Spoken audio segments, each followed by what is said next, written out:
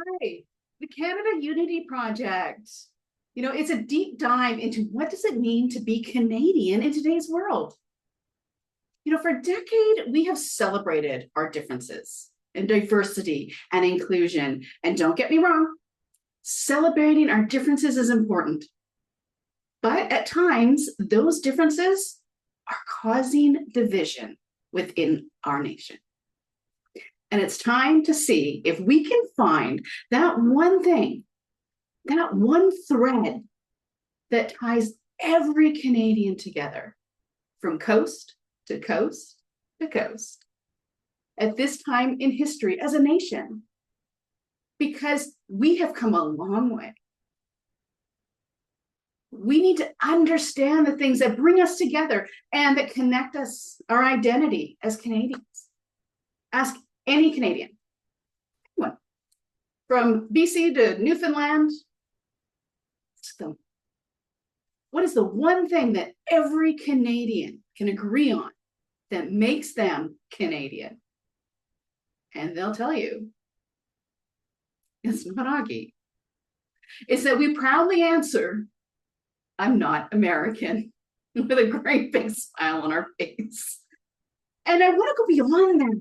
I want to go beyond the identifying ourselves by what we're not and look for something that identifies all of us for what we really are. I want to, we've come a long way, as I said, and we've come a long way from those flannel wearing lumberjacks and beaver pelts. The stereotypes, the ones that we laugh off all the time. Things like always saying sorry, that red and black flannel wearing lumberjack, beavers, hockey, moose, beer, all of those things. I want to explore all of them in hopes that we can find that one thing, that one part of Canadian culture that we can point to, even though we're celebrating everything else. Now, most Canadians don't know what a logger really does. I mean, I do. My dad was a logger, and I grew up in British Columbia, where logging is a big part of our communities. Not every kid in Canada plays hockey. A lot of them have never even seen a hockey game or stepped foot in an arena. They don't learn how to skate, and they really do not spend time out on ponds playing shinny or practicing their slap shot. There are Canadians who do. My nephew is an amazing hockey player. But it's gotten so expensive that not all Canadians have really experienced the joy of the sport. And once again, it is a gender thing. I mean, I played hockey once, and I played on a boys' team. And hockey is for women is just coming into its own. But still, not everyone plays. Canada has a lot of wildlife. Would you not agree? We have a lot of wildlife. But because most Canadians live in cities, and most of them live below the 49th parallel, most Canadians have never seen a bear across the street. They've never been up and close and personal with a moose or felt the soft, sleek fur of that beaver. Well, there is one Canadian animal who I would say 99.9%, if not 100% of Canadians do have a story and have interacted with, and that is the Canadian goose. And that's a fierce animal, one that will chase you for getting in its way or not giving it that one piece of bread that's in your hand. Now, a lot of Canadians don't know how important the oil patch is to Albertans. Now, I've lived in Alberta, so I get that oil runs in their veins. It's that important to them because it's a big piece of their identity. Now, do Canadians say "a" after every sentence? Do we say about? No, about and "ka"? Or are those intricacies of our accents have more to do with the region that we live in, or maybe our socioeconomic status, than our national identity? And it's not just how we sound when we say words. Canadians spell words differently too. Our spelling is a mashup between British English and American English. So we'll use OU when we spell color or neighbor, but we will use Z when we spell organize. So with no uniquely Canadian spell check on our documents, always have a red line under some word or other. Now, most Canadians don't understand what it's like to be Quebecois. And Quebec has let us know how they feel about that. And it has caused division, deep divisions in our history and in our society today, and in our government. And one thing, not all Canadians speak French, and this is an issue for Quebec. And not all people in Quebec speak English, and that is an issue to people outside of Quebec. Now, I could go on because each province has its own identity and each region its own ideals. And some of them feel pretty strongly about those ideals and have threatened to leave Canada because they identify more as a region or a province than they do as a nation. And as we have recently found out, that's not going to cut it in today's world.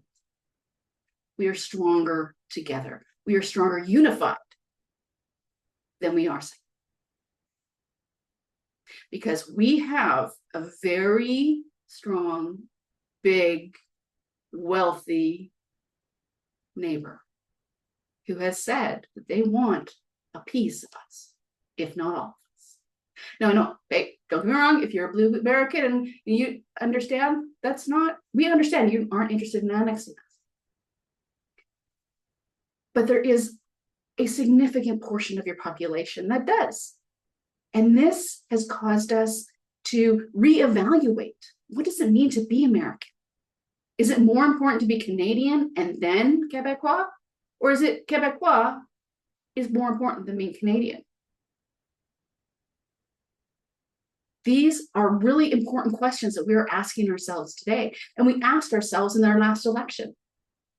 And now that the election is over, and Prime Minister Carney is now taking us on a journey out into the world, I want to really explore what it means to be Canadian. What it is that can bring us together in unity. To find that one thread, even if it's just one thread instead of multiple. That one thing that will tie all Canadians together in pride, from coast to coast to coast.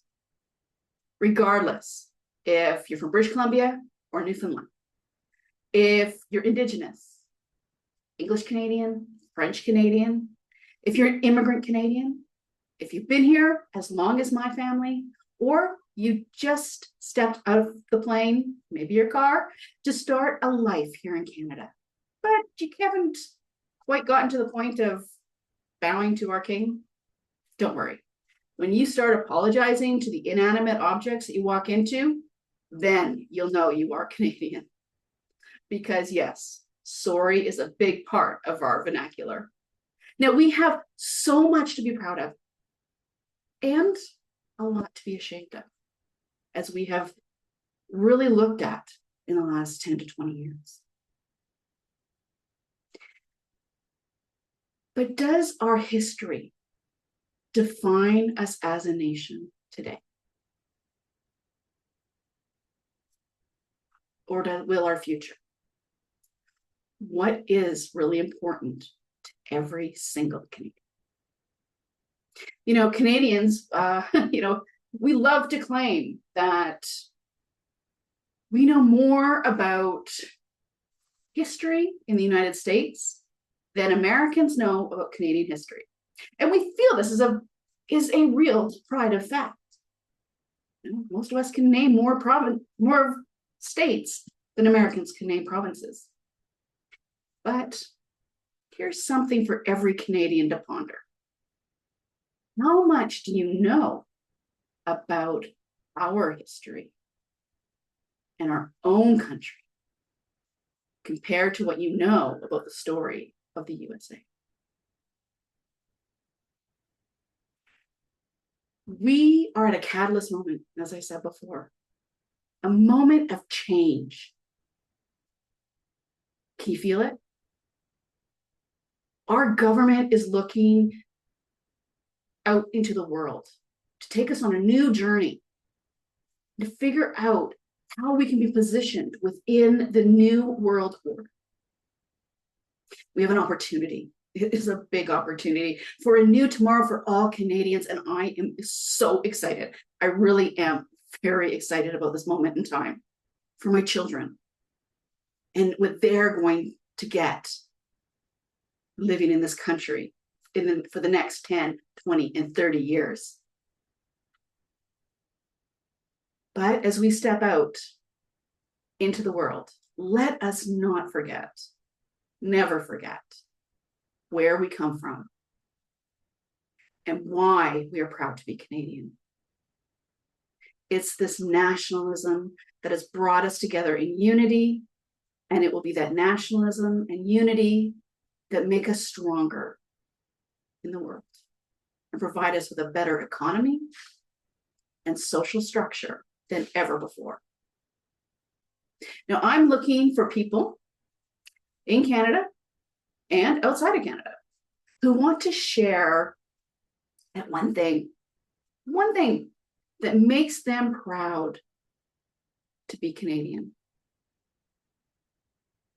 I'm looking, as I said, to find that thread. And I need you to help me by sharing your moment, your Canadian pride, so that I can start developing the story. And it's going to be an interactive, multimedia, digital platform experience designed to be engaging and consistent with the objective of finding that thread. Well, I thank you for listening. And until next time, peel out.